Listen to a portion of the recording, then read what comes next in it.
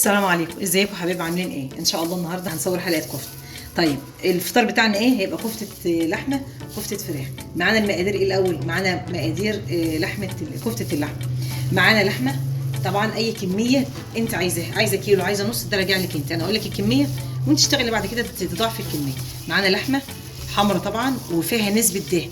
طيب معانا ايه تاني؟ معانا بصله مبشوره او مضروبه في الكبه ومتعصره. معانا شويه بقدونس، هيبقوا شويه بقدونس صغيرين. ومعانا البهارات. بهاراتنا ايه؟ معانا قرفه، معانا 7 بهارات، معانا فلفل اسمر، بابريكا، بهارات كفته وملح. ومعانا برده كمان تتبيله الكفته، يعني معانا بهارات كفته والتتبيله عشان دي بتدي لها طعم جميل جدا. طيب هنعمل ايه؟ اول حاجه هنفضي بهارات النص كيلو عليه كيس. طب الكيلو عليه كيسين.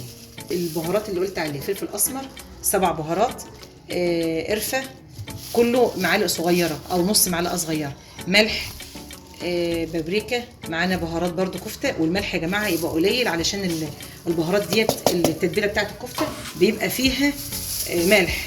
هننزل النص كيلو عليه بصله كبيره والكيلو عليه بصلتين. البقدونس هيبقى مش كتير، حبه بس صغيره. طيب بعد كده هنعمل ايه؟ طبعا هتمسكيها بقى تدعكيها دعكه خالي كل المكونات في بعضها، وبعد كده هتسيبيها ترتاح في التلاجة لحد ما تيجي ايه تعمليها. التتبيله التانيه معانا فراخ طبعا، اني كل ده مفروم يا جماعه.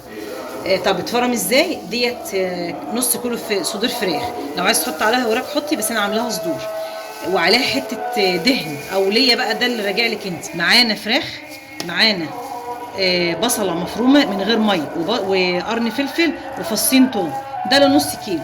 تاني نص كيلو صدور فراخ مع بصله مفرومه، قرن فلفل مع فصين توم متصفي الحاجات دي متصفيه. شويه بقدونس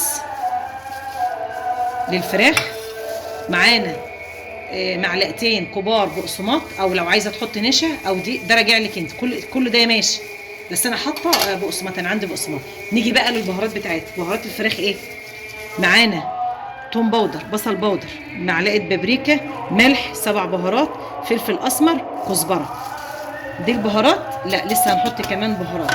معانا توابل برضو اللي انا حطاها، توابل الشاوي، هنمسكها ندعكها دعكه كويسه ونحطها ايه لساعه الشوي، يعني مثلا تحطها في الثلاجه مثلا ساعه. حط نص معلقه بيكنج باودر يا جماعه، فعشان كده للامانه انا ما رضيتش احطها الا واحنا بنصورها. ماشي، ارجعي بس عجيناها تاني، دي عشان تخليها بس ايه ما تبقاش مكتومه، تبقى كده ايه هشه كده وجميله. بص بقى يا ست البنات، دي معلقه صلصه تمام. وده طب ده ايه السيل ده ميه البصل على ميه الفلفل، عليها معلقه زيت، وحط شويه 7 بهارات على شويه قرفه. البهارات دي حطيها. يلا يا ست البنات كده نشوف. طب لو انت عايزه تعمليها، انا هعملها في الفرن، عايزه تعمليها على الفحم، اعمليها على الفحم. ماشي، يعني ده راجع لك وده راجع لك.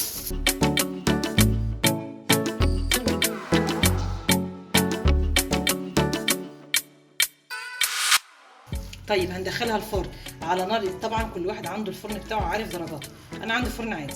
اول ما تدخليها ما توطيش عليها النار، شغاله عليها النار مثلا يجي 3-4 دقائق، علشان الميه اللي فيها ما تنزلش مره واحده، انا عايزاها تتحبس فيها عشان ما تكشش منها.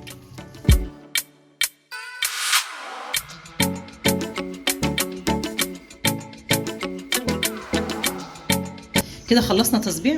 ميه البصل بقى على الطماطم على الصلصه، هندهن بها بقى ايه كفته عشان تاخد لون جميل كده وطعم وريحه بقى ما اقولكوش يا جماعه.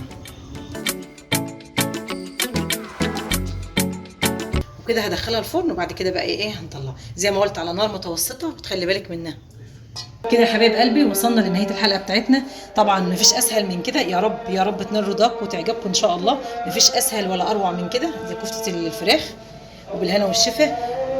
كده وصلنا لنهايه الحلقه، يا رب تكون حلقه جميله وتكون خفيفه عليكم، صوما مقبولا وافطارا شهيا. سلام عليكم.